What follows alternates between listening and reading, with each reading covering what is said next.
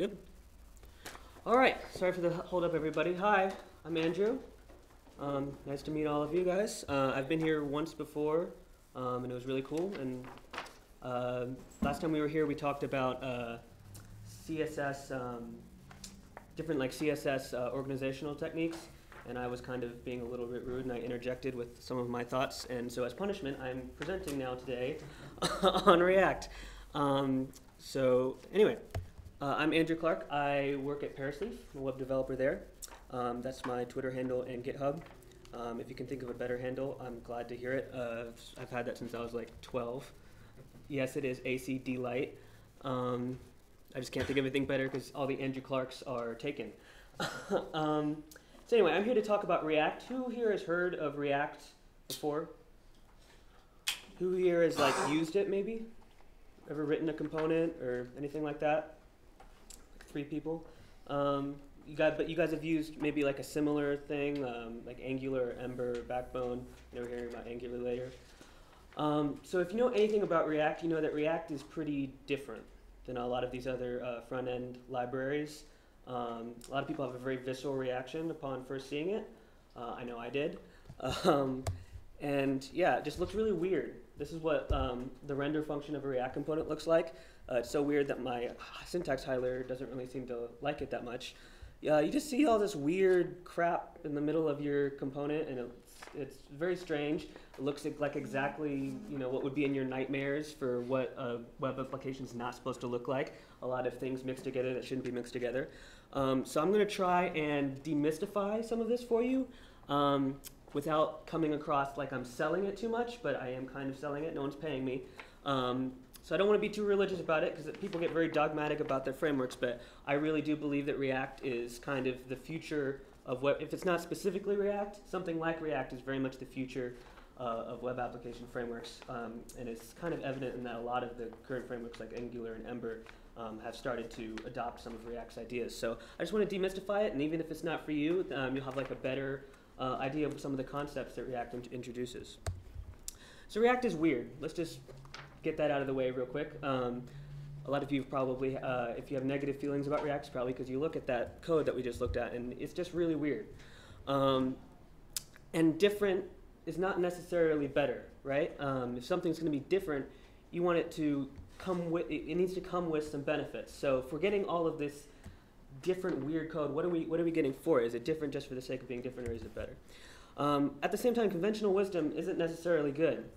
There are a lot of, conventions are useful. They help us benefit from the experience of others. They make sure we learn from our mistakes, and they make sure that we're not constantly reinventing the wheel. But sometimes they get in the way. And especially in web development, which moves so rapidly and so quickly, and it's you can't possibly stay on top of every single new hot trend. You can't possibly learn every single framework there is. But at the same time, you got to avoid filter bubbles. You got to keep an open mind to new concepts that are coming around, and make sure that you're not, being stubborn and old school when the next new thing comes along. This is a kind of a notorious tweet that you might have seen before that was tweeted around the time React was first introduced in 2013, meant derisively. About Facebook, which came out with it, which open source this framework. But the team has come to embrace this as kind of their one of their unofficial slogans. React rethinks established best practices. And I'm going to try and show how that's kind of maybe a good thing. So React, in my opinion, is a new and in a lot of ways better way to create web applications than the way we've done it before. So just a brief rundown. I'm going to try and make this quick because I do have a tendency to ramble. Web development is just really complicated. We're all web developers here, I think. So we all understand how it's just enormously complicated to make a website. If you want to make like a basic HTML page, it's really easy. But if you want to make anything like kind of interactive or dynamic, it's just enormously complicated. And sometimes you take that for granted because you've been working for years and years honing these skills. But the moment you try and train like a beginner or like a new person, you realize how much of this crap that you've just been putting up with for so long. It's really, really friggin' hard and stupid in some ways. CSS box model, just all the different technologies that you gotta coordinate and put together. Let's just take a very, very basic, simple example of a dynamic of a non-like static web thing that you might make, that almost every website has some version of it. It's an image carousel. Any like WordPress site even will have like some sort of like rotating image carousel. Let's just think of all the things that need to happen for an image carousel to show up on your computer screen. Data is loaded from a database. Some sort of server-side language, pick your favorite of all 50,000 of them, renders HTML to a string. That string is sent over the wire, over HTTP, to a browser, which loads it into a document object model, the DOM. JavaScript reads from the DOM and recognizes the markup. Now you got to put the right markup in the right exact order on your HTML string before you send it over, so that the JavaScript can recognize it. It manipulates the DOM after it's been loaded in order to attach whatever listeners and events that it needs to animate the slider, and then it's assisted by some external CSS.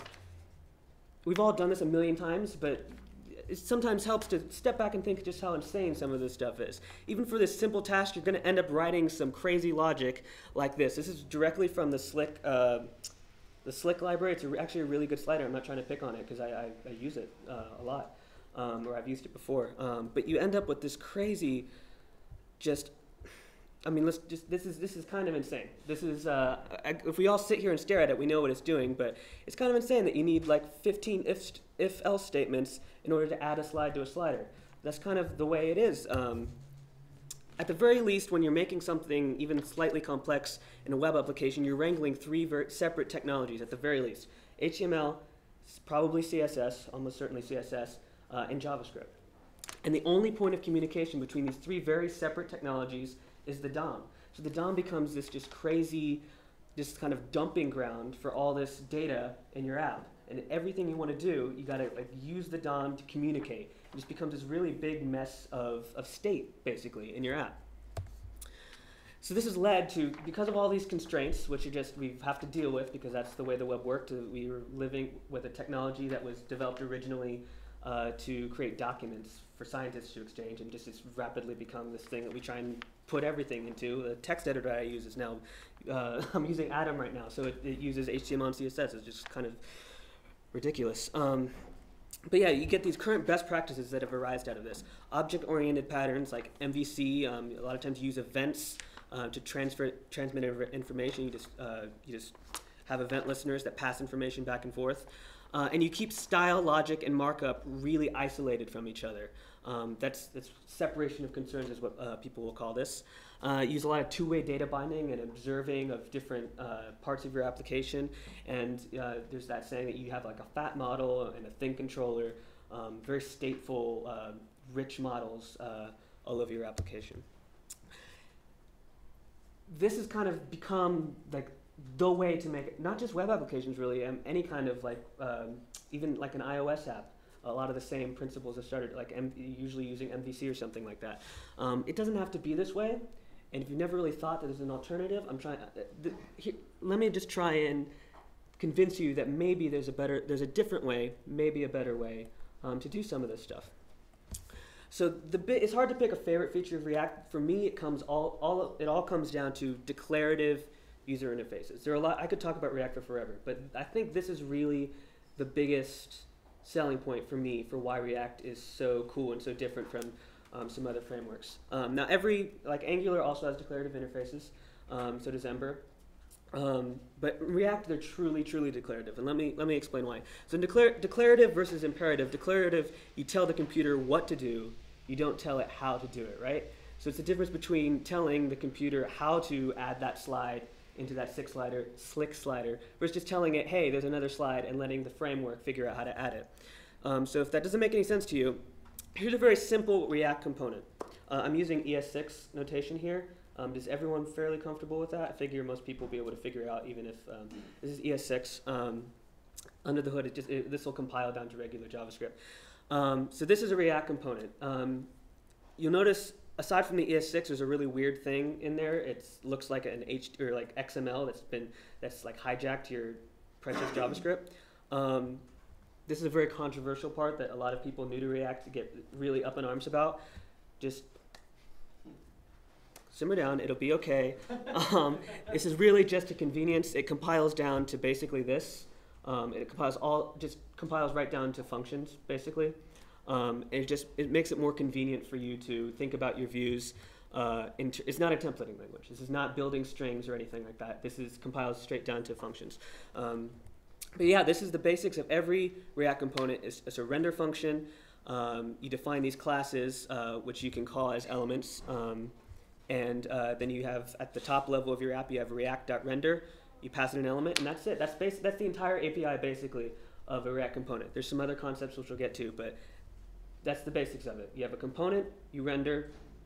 That's pretty much it. The power of render is the way I like to think about it.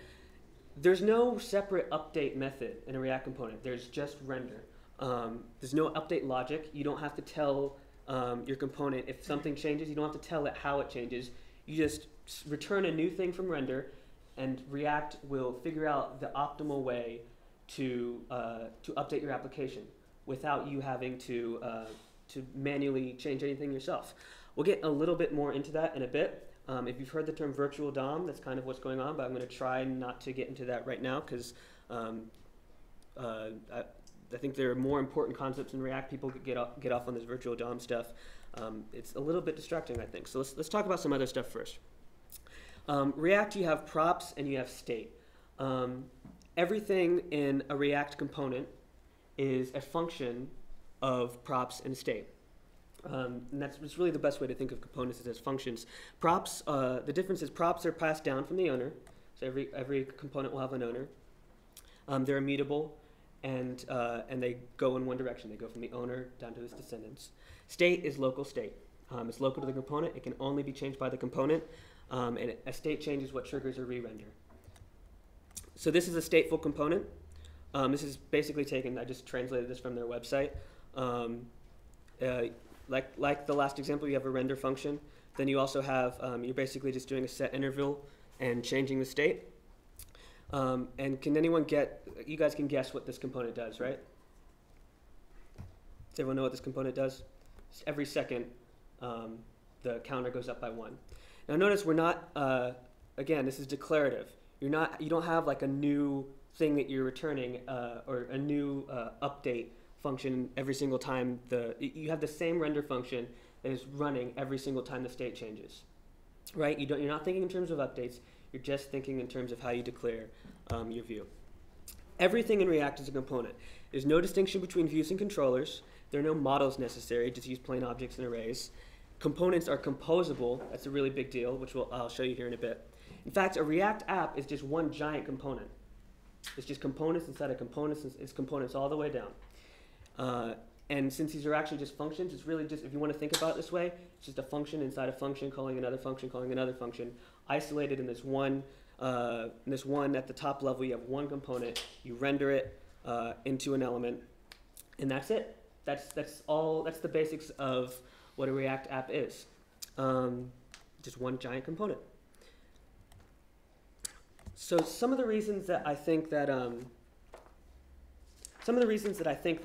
React is better than some of these other frameworks is, one is separation of concerns.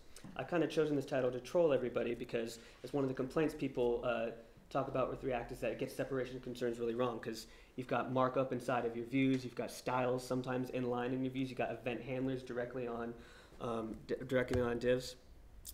The React argument is that the proper separation of concerns is between components, not technologies. When you tell people that you shouldn't put CSS in your templates or in your HTML, that's an argument that has a valid origin.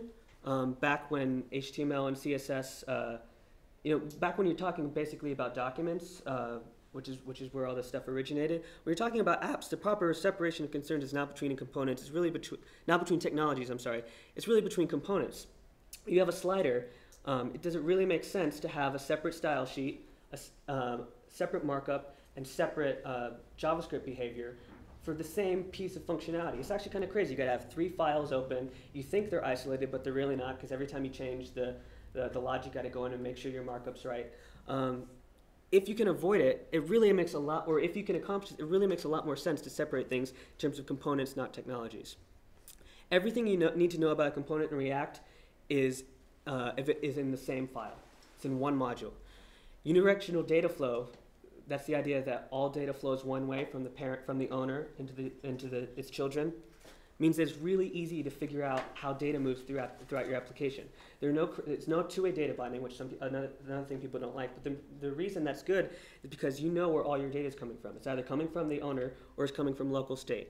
There are no cascading events. You don't have to worry about crazy outside things polluting. All you have to worry about is the module that you're currently looking at. And there's no querying the DOM, which we're going to talk about in a little bit.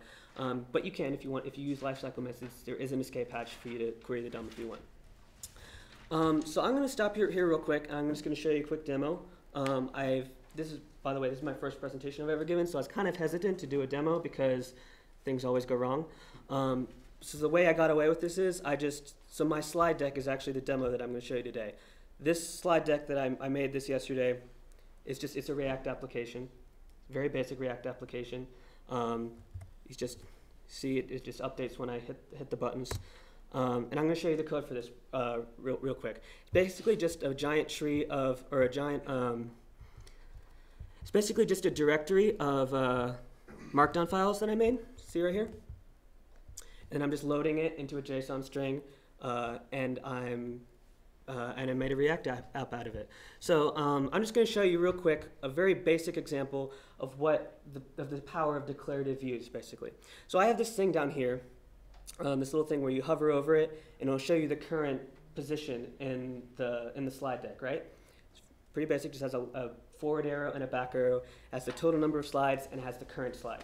So I've decided I don't want that anymore. I want to change it and make it bullets, right? I want to make it bullets, and the current slide is filled in. Does everyone follow? It's going to be a lot of bullets because they're 35, but just bear with me. So if you have Chrome, you can actually, this is actually kind of cool. Actually, first I'm going to disable,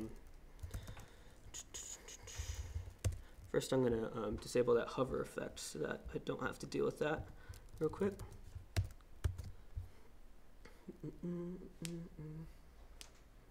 There we go. So now it's just always going to stay there instead of me having to hover over it. So I'm going to right click on here, and I have a nice little React DevTools that shows you basically the structure of your React application like this. So can everyone kind of see that? It looks just like your regular DevTools, except instead of DOM elements, it's just your React components. That's really what a React app is. It's just components inside of components inside of components. So I can see that this view right here is actually, I called it slide progress bar. That's what I call my view. So I'm going to go over here. I'm going to open slide progress bar. Okay, so everything I need to know about this progress bar is in this file, right? I've got some inline styles, which you might think is gross, but just bear with me. I've got, this is my render function, so it's describing what is it going to actually be rendered to the DOM. And I've got some logic here for just controlling how to go to the previous slide, how to go to the next slide, and stuff like that. But everything, the most important method in any component is the render function. So I come here, notice I have these capital letters in my JSX here. If you see in JSX a capital letter at the start of a component, it means it's a component that I myself have defined, or that someone has defined, as opposed to a DOM element, which would be lowercase. So if this were div, it would be lowercase. That's how you can tell the difference between what we call composite components and just native, like things that will become regular DOM components. So in this case, I have a view somewhere else, and I can show that to you real quick. I have a view class, and it's basically just it's what I use for Flexbox. It's just a flex container, basically. It makes it easier just to be able to think in terms of views that are Flexboxy, because Flexbox is awesome and the non-Flexbox sucks. Anyway, so I want to change the current slide view from the slash view to bullets. So I go here. This is where it currently is. I'm just calling this function inside my render function. It's just a function inside a function. And you go up here, and this is the thing that's returning the current display. So you just have non-breaking space slash non-breaking space, and then there's the current slide and the total slides. So I cheated, and I coded this earlier, and I'm going to uncomment it because I'm a baby, and I was afraid that I would make a mistake in front of all of you. So I'm going to uncomment this, and instead I'm going to comment that out, and instead I'm going to uncomment this. And this code right here, instead of returning the current view slash the current slide slash the total slides, I'm going to return, can everyone kind of see what this is doing? It's just building an array of these bullet components right here. And a bullet component takes two props, the current slide number and the slide number of the bullet in the list. And I've just defined it right down here. It's pretty simple. That looks kind of crazy to you. It's just an anchor tag with some inline styles. That's all it is. And it's computing it based on those props that I passed to it. I know I'm going kind of fast, but I'm trying to. There's a lot to cover, so you can ask questions at the end or shout them out if you want to. So that's basically. I'm just going to build up this this array of bullets, and I'm going to render that instead of my. So if I did everything properly, yeah. Okay. Cool. So now I have all of these bullets. Kind of insane, but I have all of these bullets here instead of the thing. I don't know if you guys noticed this because it's kind of hard to tell, but when I saved that. I'll talk about this later. When I saved that, the view updated without me having to refresh the page. It's actually a really cool thing that is a productivity booster, which I'll talk about later.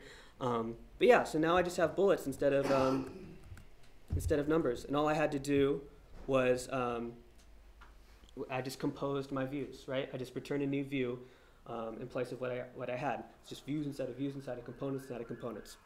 So I'm going to do something a little crazier, which actually just occurred to me. I am going to do, just to illustrate that you can have, like, it doesn't really matter what you return from the render function. You could have a totally separate render tree depending on the state. I'm going to do this, and I'm going to do something a little crazy, and I'm going to say if current slide modulo 0 equals, or sorry, 2 equals 0. You guys see what I'm going to do?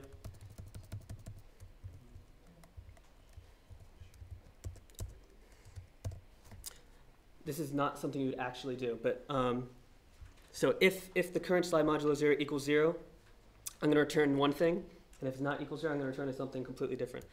Okay, now I'm really in the, gosh, I haven't tried this before I got here, so hopefully this works. You guys see that? It's returning a completely separate view depending on some arbitrary thing that I decided. But hopefully that kind of illustrates how you can return anything in these render functions, and React is just smart enough to figure out how to make it happen, because you're just declaring the view. You're not worrying about update logic. So I have a completely different DOM tree in my application just by wrapping that in an if statement. Is really, I mean, it's pretty cool. I mean, if you wanted to do that with jQuery, it would have taken a lot more than just the 2 lines that I just added to make that happen. That's the power of declarative views. That's the power of composable views, views inside of views. I keep coming back to that, but that's really, I think, the important thing to take away from this. So I'm going to get rid of that, though, because that's kind of insane and stupid. And we're just going to go back to our normal thing, because that makes a lot more sense. And let's just keep going. We'll come back to this here in a second, because I have something else I wanted to show you. Yeah, so everything is a component. Oh, I already talked about that part. Let's see. Yeah, so the DOM is complete. The reason we're able to do this is because in React, the DOM is completely abstracted away from you. Remember when I showed you what JSX compiled to? It says react.createElement. What that's returning is not a DOM element. It's returning what we call a React element. And I'm trying to stay away from using the word virtual DOM because, as I'm going to show you here in a bit, it really is not the component model in React. The UI model in React is not specific to the DOM at all. You can use the same exact model of components that are nested in a non-browser environment. That's why server-side rendering works in React. That's the thing that initially got me really excited about React, is you can do server-side rendering in React basically for free, because the DOM has been abstracted away from you. So in React you have this virtual tree of components, and every time there's a state change, a new tree is rendered. And then there's a diffing engine that compares the 2 trees and figures out the minimal amount of updates that React needs to make to transform one tree into the other. It's a really cool algorithm, and that's what enables that magical, crazy stuff that we just saw. I mean, that was a really basic example. I'm realizing that's not blowing the pants off of everybody, but hopefully it illustrated the concept that I'm trying to get around. So that's why I try and stay away from virtual DOM, because it's not about the DOM. It's just about keeping track of changes between component trees. So if you've heard of React Native, which I hope you have, that's why something like React Native is capable of existing. They've taken React, if you haven't heard of it, it's basically React.js, the framework, ported to iOS and Android. But there's no DOM in these apps. It's native iOS views, native Android views. There's no DOM anywhere. It's just using the same exact system, except instead of spitting out DOM elements, it's just talking to like UI views, basically. That's why that works, because React, the DOM is completely abstracted away, and this is not a thing that you ever touch or worry about unless you want to. Again, you can actually use lifecycle hooks to interoperate with legacy, like jQuery or something like that. The third point that I want to talk about is state is evil. This is another thing. I talked a little earlier about how DOM, and again, if I need to speed up, someone can tell me and I will speed up, or I need to truncate something, I will. This is the third point I want to make about React. The thing that's taught me, by the way, I've been using React for about, I guess since last summer. I did like a survey of a bunch of different frameworks, and you can't learn every single one. And that's one reason I'm not spending a lot of time comparing it to like other frameworks, is I don't feel comfortable doing that because I only have limited experience in those other ones. But one thing that React has really taught me is that state is evil. You've probably heard a phrase like shared mutable state is the root of all evil. I'm going to extend that and just say state is evil. Doesn't mean you should never use state, but managing state is actually one of the biggest pain points in making an interactive user interface. And it's kind of hard to, it's kind of a revelation for me. It might be more obvious to you guys, but React is all about minimizing the amount of state in your application. And a big part of why it's able to do that is because it's able to avoid the DOM. The DOM is a giant pile of global state that's sitting in the middle of your application always. CSS is also kind of like that because CSS selectors are global. Don't tie your application logic to the DOM if you can avoid it, because reading to and from the DOM is really slow. The DOM, you probably all know this, but the DOM is really the slowest pain point part of your application. If you ever try and attach like a scroll listener or something like that, if you ever try and like do an animation where you're constantly having to you have to like do stuff like debouncing and use request animation frames, because the DOM is really, really slow. It doesn't really matter that it's written in C++. I mean, that's what your DOM is probably written in if you're using Chrome or whatever. React is faster even though it's written in JavaScript, because it doesn't have to deal with this giant pile of mutations that it's constantly having to check. Did you change? Did you change? Did you change? If you changed, I got to know. This is a really important thing to know about React. Another reason React is really cool is a reason a lot of people don't like it at first is that it gets rid of two-way data binding. The problem with two-way data binding is that it makes it really hard to tell where state lives. If you have two different things that own state, it makes it really hard to reason about your application. And you have these implicit dependencies between different parts of your application that aren't really obvious. You don't have the luxury like you do in React, where you open one model, you know where all of the state and all of the props are coming in your application. Props coming from the owner, state in the component itself. There's no one else that's telling that component what the state is. And also, most of the time, you don't need two-way data binding. It should really be the exception, not the rule. This is something that is one of the first things that other frameworks have picked up on. So I'm not going to speak too much on this because I don't want to say something wrong. But Ember, if you've heard about like the new things in Ember, like their Glimmer engine, has really started to embrace this. Angular 2, I believe, is that for a while there, people were going way too far in the direction of two-way data binding. Where in fact, most of the time, you don't need it. Unidirectional data flow is a lot simpler. It's a lot more performant.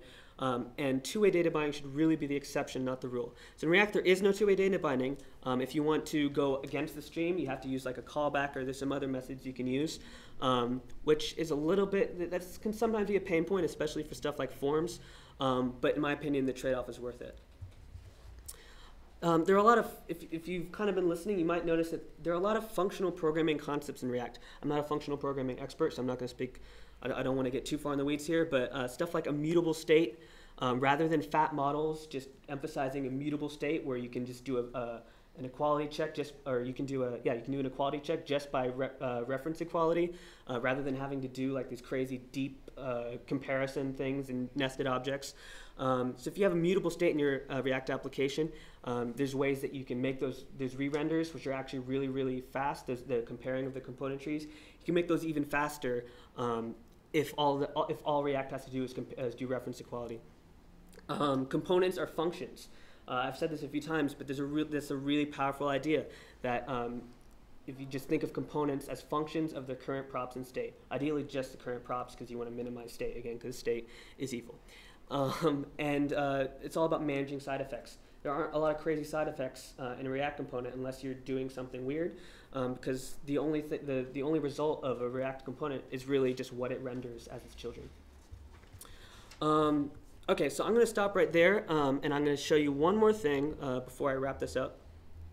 And that is, I mentioned earlier that you can use React to do server-side rendering.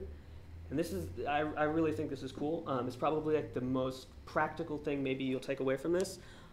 You can use React to kind of achieve, it's a crazy thing. You can use React to render on the server, send the initial state of your application to the client, have the client attach event listeners, and pick off where it left off. So that means you don't have that crazy like flash of nothing.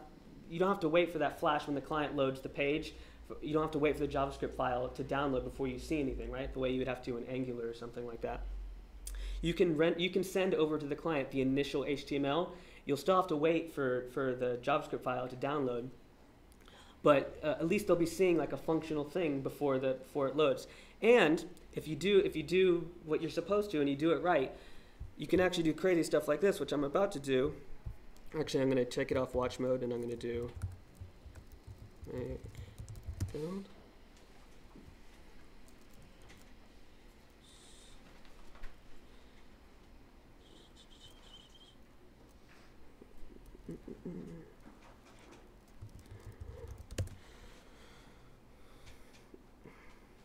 So I'm going to show you what I'm about to do.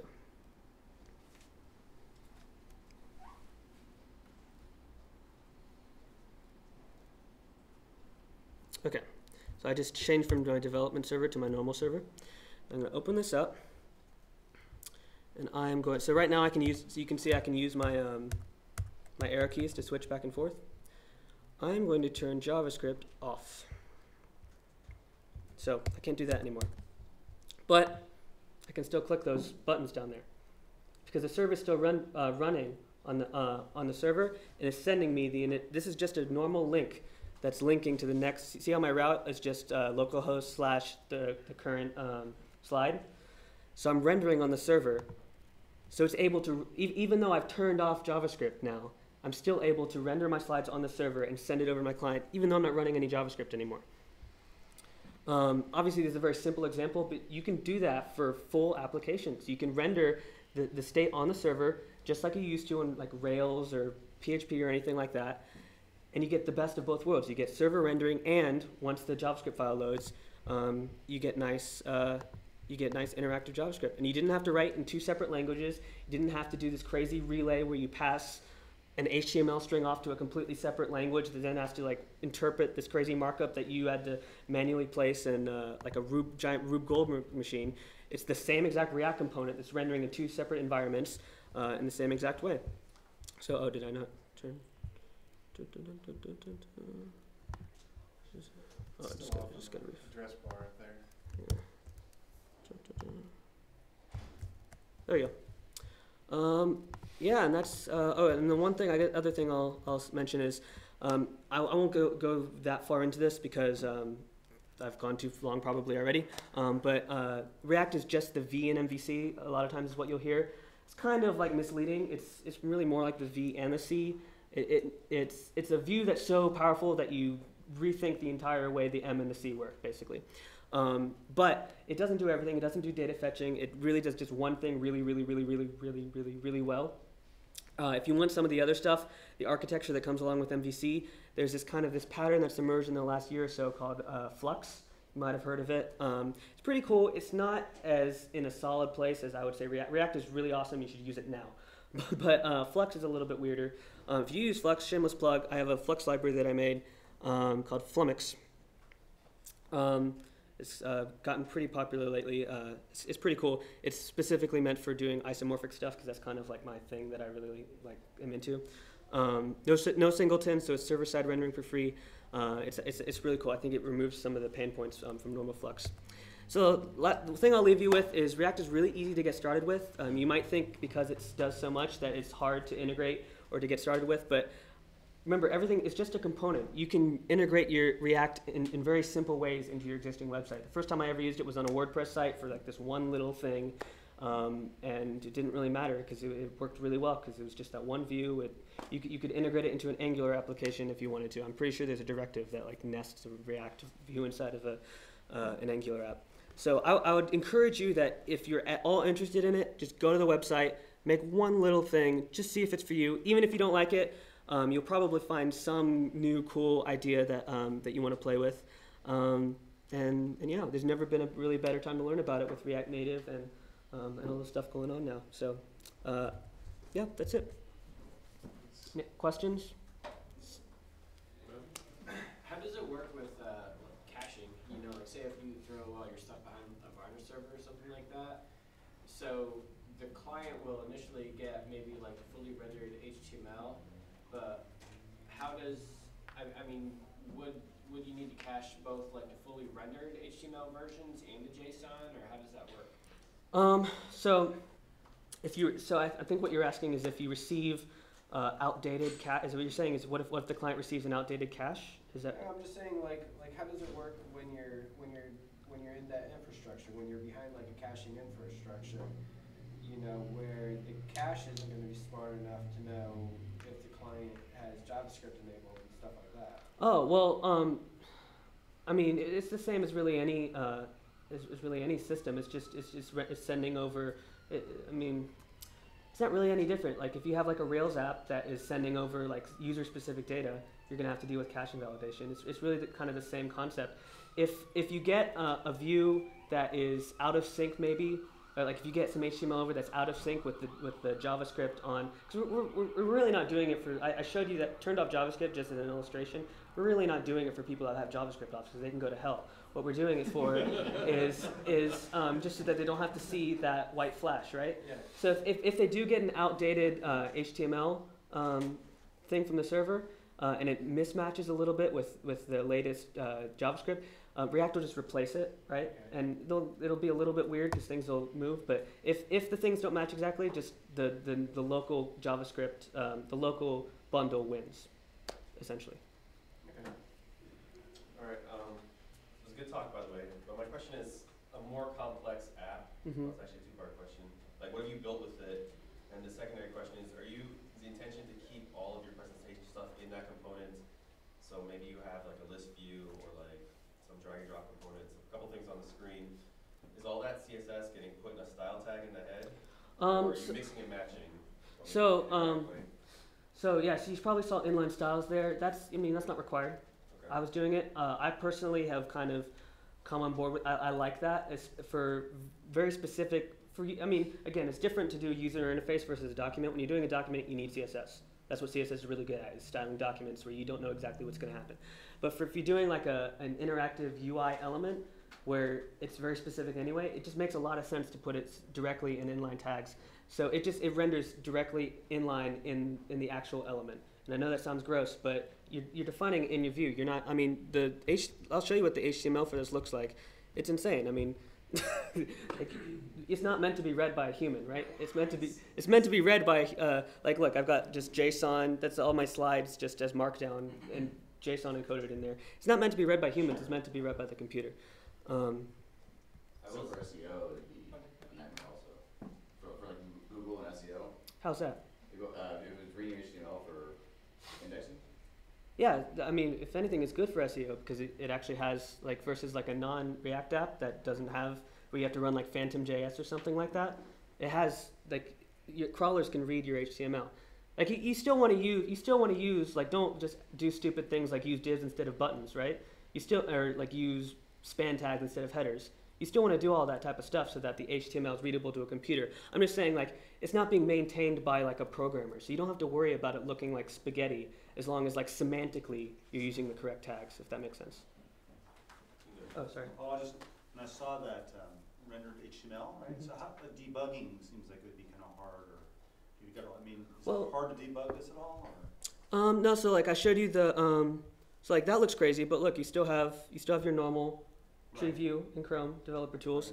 And that's usually, I usually just stay there, but every once in a while, if you do want to go into this React developer tools, it's really cool. Like you can click this and you can see the current there's the current props. This doesn't have any state.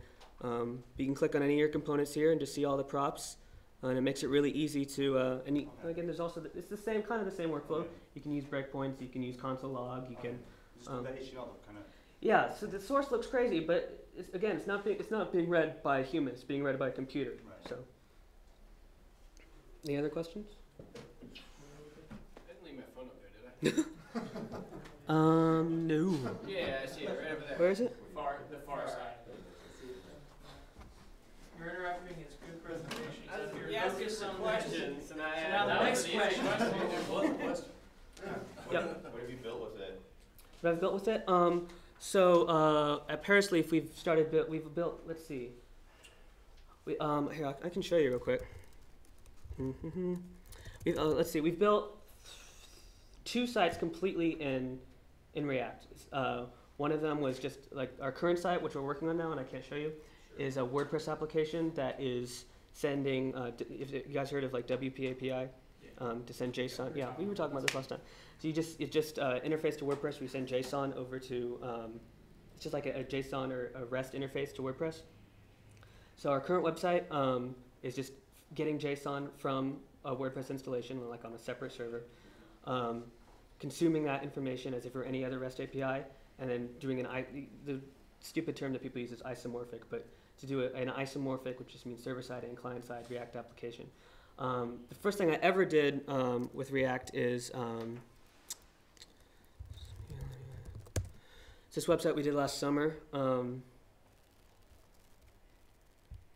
So this thing right here, it's very basic, but that's a React view. If you go to the blog, it's a very basic React thing. This is not an isomorphic application. This is just, but each one of these little cards is a React view.